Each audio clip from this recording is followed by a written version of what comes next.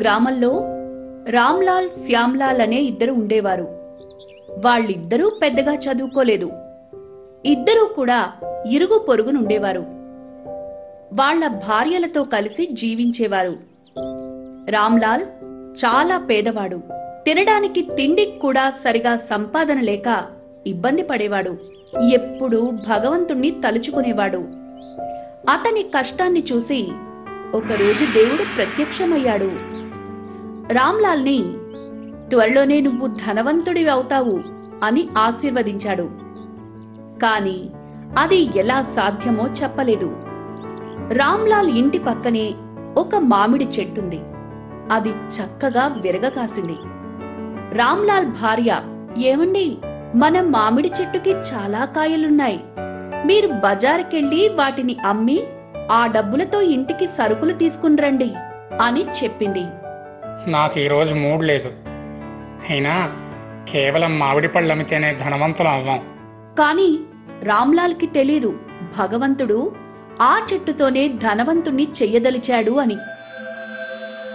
ఒకరోజు రాత్రి శ్యామ్లాల్ రామ్లాల్ మామిడి చెట్టు కింద చల్లగాలికి నించున్నాడు. ఇంతలో అతని తల మీద ఒక మామిడి పండు రాలిపడింది. అరే, మామిడి పండు చాలా బాగా పండింది. వెంటనే ఇంకో పండు కూడా పడింది. రెండు పండిన మామిడి పళ్ళు. వీటిని భోజనం తర్వాత తింటే భలే ఉంటుంది అనుకుని వాటిని తీసుకుని తన భార్యకి ముక్కలు కోయమని ఇచ్చాడు.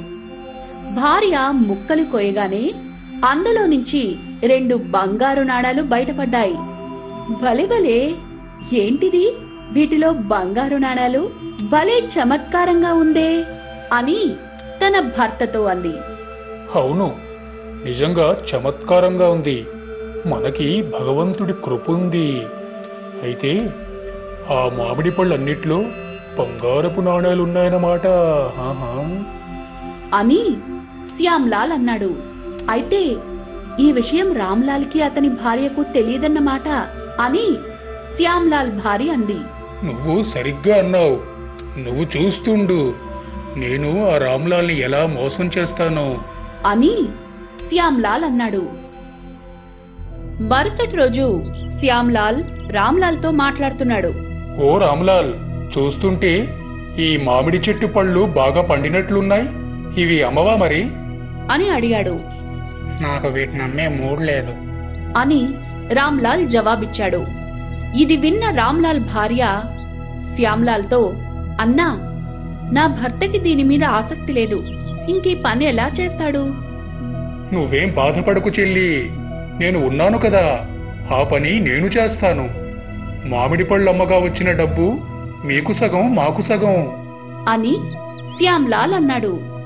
ఏమిటి, నిజంగా అమ్ముతావా అని రామ్లాల్ అడిగాడు. అవును, తప్పకుండా అమ్మి పెడతాను. ఇరుగు పొరుగు వాళ్ళం, ఆ మాత్రం సహకరించుకోవాలి కదా అని శ్యామ్లాల్ అన్నాడు. సరే అయితే ఒప్పుకుంటున్నాను అని రామ్లాల్ అన్నాడు. ఈ విధంగా శ్యామ్లాల్ రామ్లాల్ని మోసగించడం మొదలుపెట్టాడు.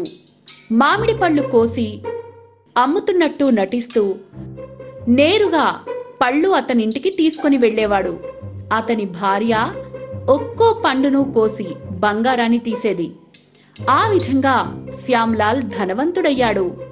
మరోవైపు రామ్లాల్ ఇవేమీ పట్టించుకోవడం లేదు. వచ్చే కొద్ది డబ్బులతో ఆనందపడుతున్నాడు.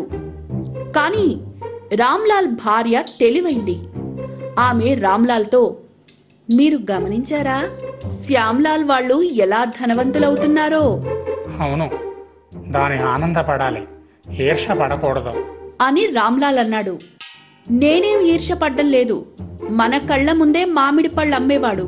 కాని ధనవంతుడయ్యాక కూడా మన మామిడి పళ్ళనెందుకు అమ్ముతున్నాడు?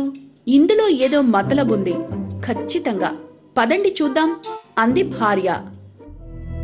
ఇద్దరూ కలిసి చప్పుడు చేయకుండా శ్యామ్లాల్ ఇంటి కిటికీ దగ్గరికి వెళ్లారు. శ్యామ్లాల్ భార్య మామిడి పళ్ళ నుంచి బంగారు నాణాలు తీయడం చూశారు.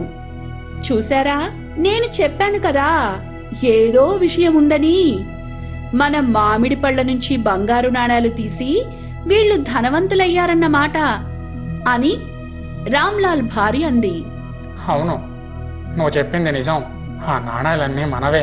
ఇప్పుడే వెళ్ళి అడుగుతాను వెంటనే అని రామ్లాల్ అన్నాడు.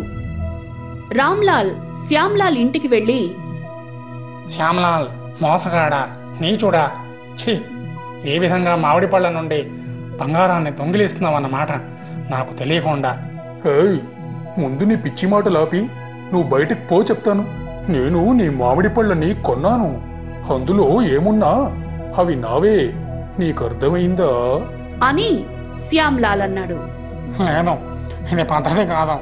ఆ బంగారు నాణాలు నావే అని రామ్లాల్ ఏడుస్తూ అన్నాడు. తిరిగి తన ఇంటికొచ్చాడు.